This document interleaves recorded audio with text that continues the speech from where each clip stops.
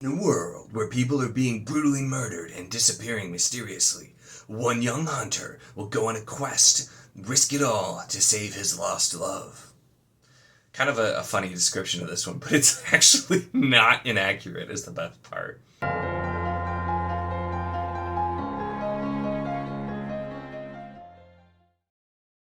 Hello and welcome to my channel. In this video we're going to be talking about Tailchaser's song by Tad Williams, and I have so many thoughts about this one because this was not at all what I was expecting it to be, and it did so many really interesting things. So this, of course, is a book about cats. Our characters are cats.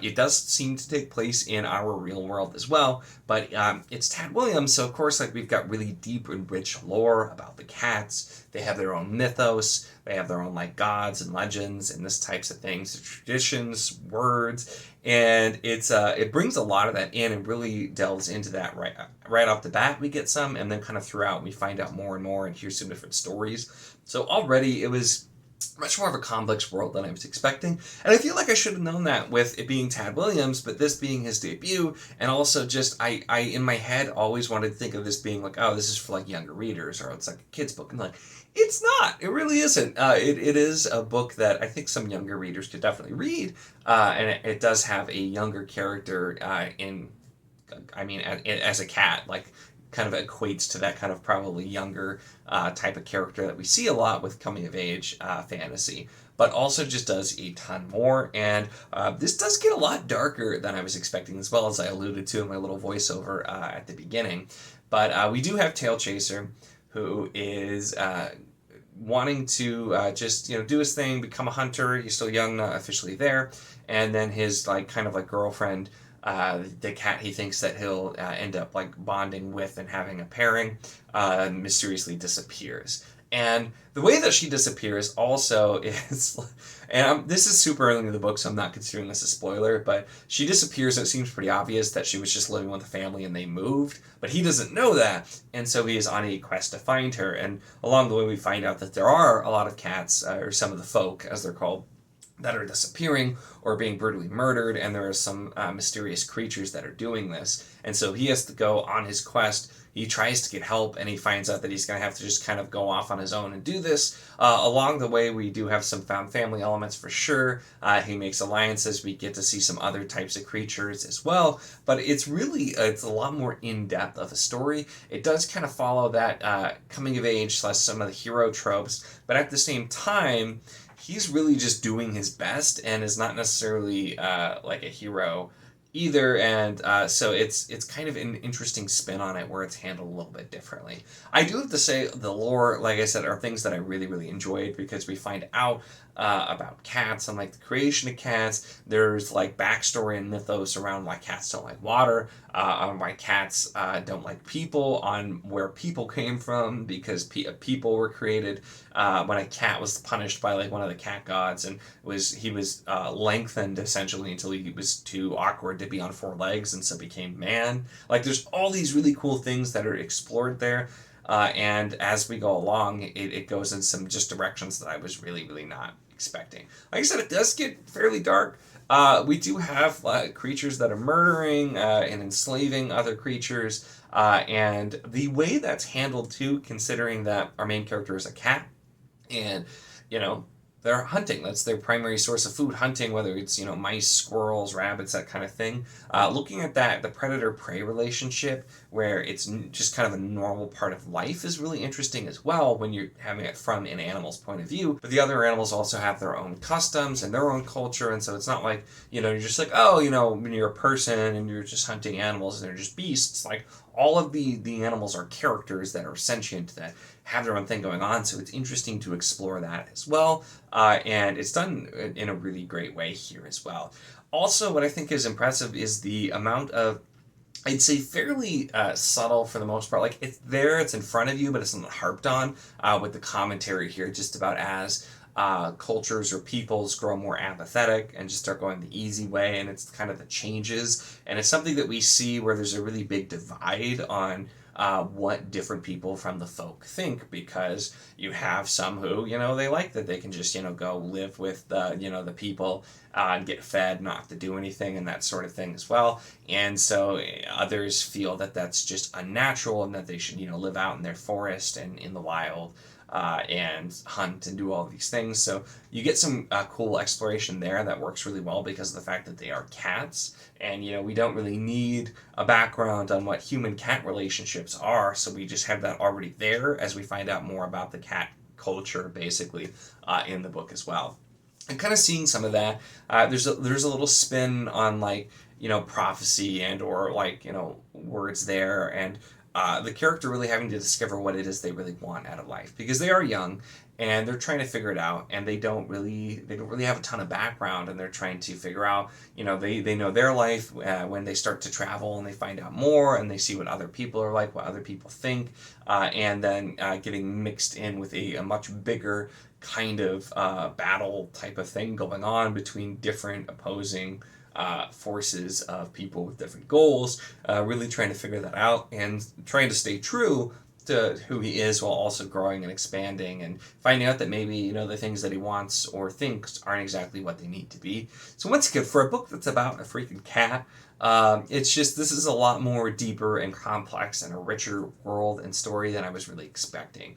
I know too that Tad Williams wrote this and then he did Memory, Sorrow, and Thorn. And so, like, that was also very early in his writing career as being a published author, and I love Memory, Sorrow, and Thorn a lot. That was something, too, that was richer and more complex and darker than a lot of things that you get, and especially for the time, it felt very fresh and didn't feel like it aged, and actually felt like it did a lot of great things that I was surprised with how long ago it was written, the way that it approached a lot of things there, and so loved that. And so I'd been meaning to come back and try Tailchaser, but also I just felt like this was going to be, kind of a simple thing. And I started this a few months ago, and like the first tiny little bit of it, and then I stopped because I was going to I did the audio for this. I don't think I actually mentioned so far, but I was going to listen to something like, I just want something easy and quick, and I started listening. I'm like, oh no, this is not actually them. This is going to be a complex book that I need to wait until I'm in the mood for something like that, and so I ended up waiting, and this did not disappoint me. This wasn't like, oh my gosh, this was amazing, but this was really good. This was a very solid 4 stars for me.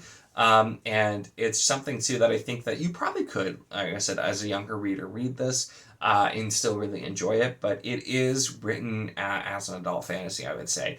It really does feel like that. There are some little bits of like humor and things with cats and everything, but it's a serious and it's a complex story. It's a deep culture and world.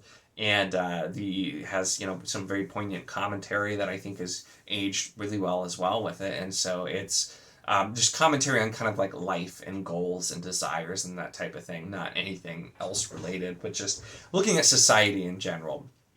And so really, really impressed with it, being a debut, being the subject matter being about cats. I just wasn't expecting to enjoy this as much as I did. I definitely recommend checking this out if you like Tad Williams. Even if you like have tried Memory, Sorrow, and Thorn and that was too slow and not much, just didn't really work for you, not really your style, this is still one that I think that a lot of people would enjoy. It is definitely easier and a lot quicker and shorter than Memory, Sorrow, and Thorn is, but it's still just a really well written with a great story and characters and a lot of stuff going on there that I enjoyed. I will say on the audio, it was fine. The narrator was pretty good. They just didn't really have a lot of difference in voices, so most people sounded the same or very close, and you heard a lot of things. So it started to make me feel a little bit repetitive just because you would do the same thing for a lot of things. So it was okay. It wasn't the best. It wasn't terrible either, but I don't actually have a physical copy of Tailchaser right now because I didn't, like I said, expect to enjoy it as much as I did. I'll probably end up getting one now just to add to my Tad Williams collection. Up over there, but it was a really good time. So all in all, like I said, this is one where you could describe it a few different ways. I did the voiceover talking about the fact that there's cats being brutally murdered and disappearing, and the violence, and that's definitely there. You could also describe this as a young character who wants to go save his girlfriend, whose family moved away, basically. And, both of those are accurate, but the way that we get there is why it's just really interesting. The characters that are introduced. This is one where like there's like the reveals or the things that happen. None of it really surprised me. I did see a lot of it coming from very very early on, so it's not something where it's like trying to necessarily have it be a huge reveal. I think the way that it's written, especially the further you get, as you hear more like stories about the past and things, you get a really good feel for the world, and so some of the bigger reveals feel like, yeah, that makes perfect sense, or that's definitely exactly what I thought. But it's not in a way that it's like trying to make you feel like, oh, I bet you didn't figure this out. It's just like it's there for you. You're probably going to see some of the things coming, and even some things with the ending too. I feel like you could kind of see coming, but it also made it made a lot of sense, and it was done in a satisfying way. So this isn't one that's trying to get this spin and twists on you. It's just telling a good story that's easy to get through, but also enjoyable and has a lot of complexity to it as well. Really, though, those are my thoughts on Tailchaser Song by Tad Williams. Let me know in the comments your thoughts here if you've read this one. I know some other people read it in September as well, and I'm sure a lot of other people have read it like a long time ago as well, because it's been out for a really long time, but this was the first time for me. So love to hear your thoughts on this one.